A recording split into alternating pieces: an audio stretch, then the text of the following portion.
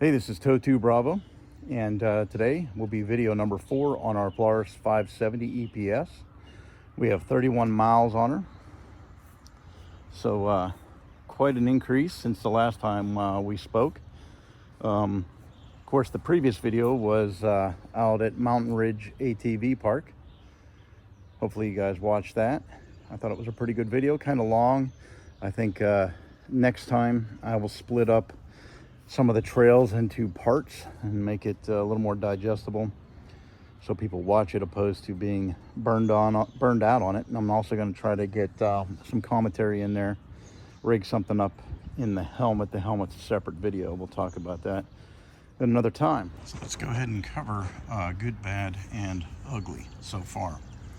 So we'll start off with camera mounts. This first camera mount is pretty much useless in dusty, muddy type conditions. Your camera's just going to get speckled and it's going to be useless. So that was a waste of a mount, not a good position, unless it's totally dry out and maybe you're by yourself and you're not kicking up a bunch of crap. This camera mount was perfect. As you can see, I've put a tether on it. We'll continue to use this, so it gives us a really good view, and that's probably one of my favorite positions besides on the helmet.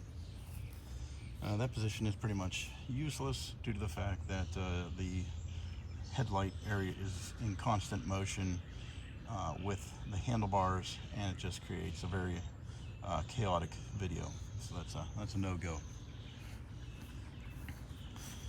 What we've added since the last time we spoke is this one on the box. I think that'll give a nice elevated view for a rear and front portion of the video. We have yet to utilize that. We'll use that on our next riding video and see how that pans out. And we didn't use this yet. This rear portion here, right there. Things got just a little chaotic on the first ride. I'll have to be a little more disciplined with changing camera positions on this next time out.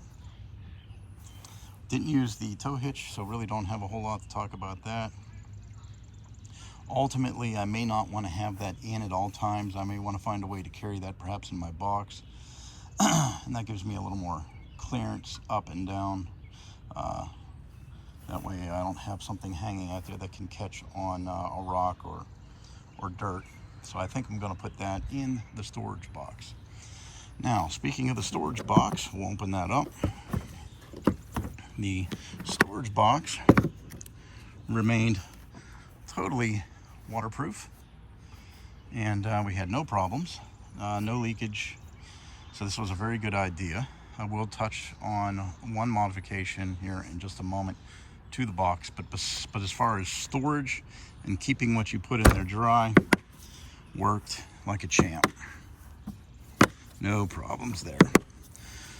Now, the modification we made was at times going through rough terrain, hills, etc. My back would be slammed against that hard plastic edge there. I don't have a lot of real estate to move that box. I'm not going to get rid of the box because I need it. So I added this little hunting cushion. If you guys deer hunt, you'll have lock-on stands, etc. And they come with these cheap little cushions here. And what I did was I just put a little hole here in this seam. Doesn't break the waterproof portion of it, keeps it waterproof still, and gives me enough cushion between me and that box that it's actually just perfect. Felt really good. This camera position here, too much rattle. We discussed that in the last video. Now we'll talk a little bit about performance. I used four-wheel drive one time on that outing out there. I had no issues. I was able to traverse the majority of that terrain that you saw in the video. Two-wheel drive high or two-wheel drive low. I only put it into, like I said, I only put it into four-wheel drive one time. Unfortunately, I didn't catch that on video, but I had gone down into a really big ditch. Had a rock down there and some other things, a lot of ruts, and had to put it in four low and pull myself out, as did the other quad that was behind me.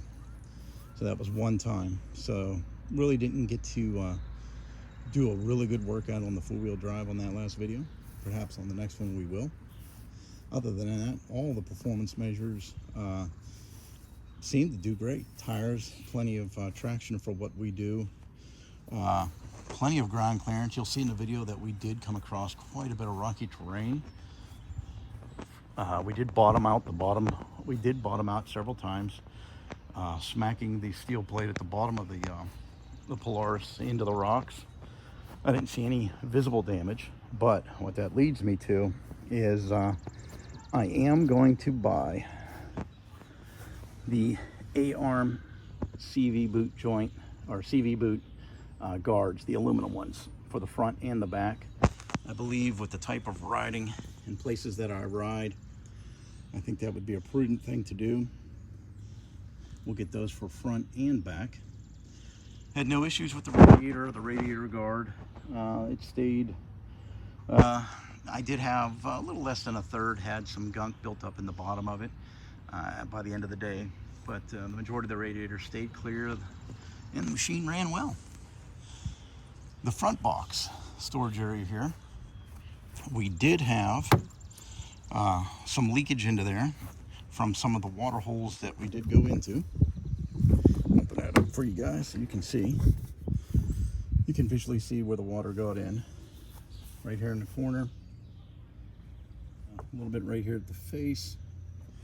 And then you can see some there, but not a lot. It stayed fairly dry in the storage box. And now you can see where there wasn't a gasket. You can see the residue there where it did get wet, but that's not important. Everything that had a gasket pretty much stayed dry. So I'm very happy with the storage box. It didn't rattle a lot that I was able to discern. It stayed secure. I've got no complaints with it thus far. Perhaps I'm not pushing the machine as hard as some folks do, and maybe that's why I'm not getting the results they are, but for my performance so far, no problems, no issues. As far as the hand grips go, I've read where a lot of people dislike the hand grips. I personally really like the hand grips. I have no problems with them. I did wear some gloves while I was riding, so maybe that has something to do with it, but so far I do like them quite a bit. Now, another change that I did make on the throttle here, I did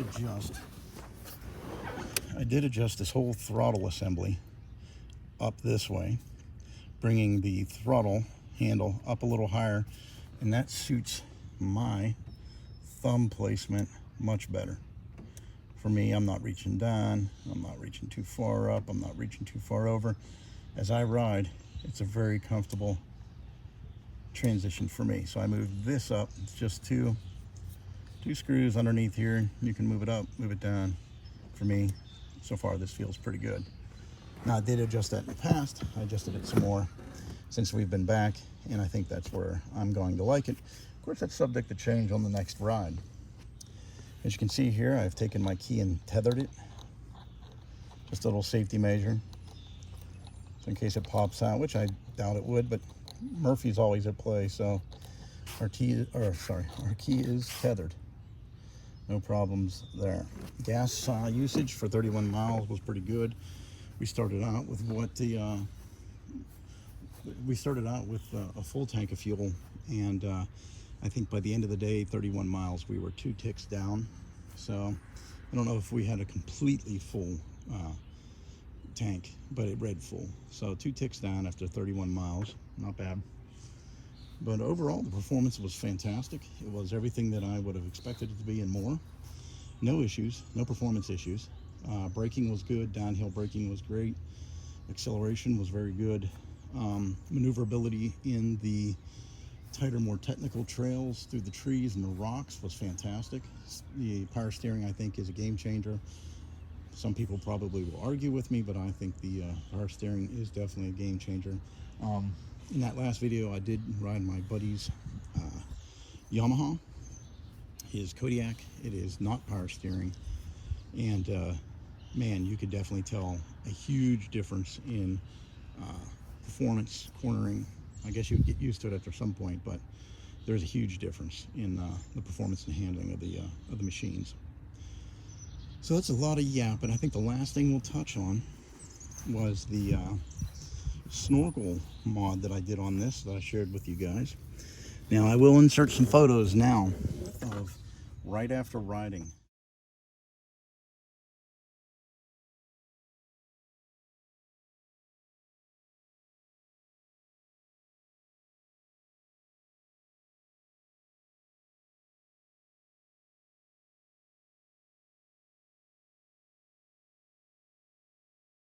Out there, and you will see the huge amounts of debris and gunk, really thick, built up on this area right here, just really built up on there. And I think if I would have left this where it ended right there, I think I would have got a lot of debris down in there, and eventually it probably would have worked itself down into the case down there. Not saying that it wouldn't have caused, not saying that it would have caused problems, but it definitely would have worked its way down. I'm pretty sure of that. Now with my mod, we'll retouch on that. You can see it goes well up over into this center area here, which, believe it or not, stays fairly clean. And we'll go around so you can see. So there's the face of it, and you can see I'll insert some pictures of right after riding. You can see that it stayed fairly clean and clear. So I am going to continue to utilize that mod there. I think that worked out well and it was beneficial to the bike.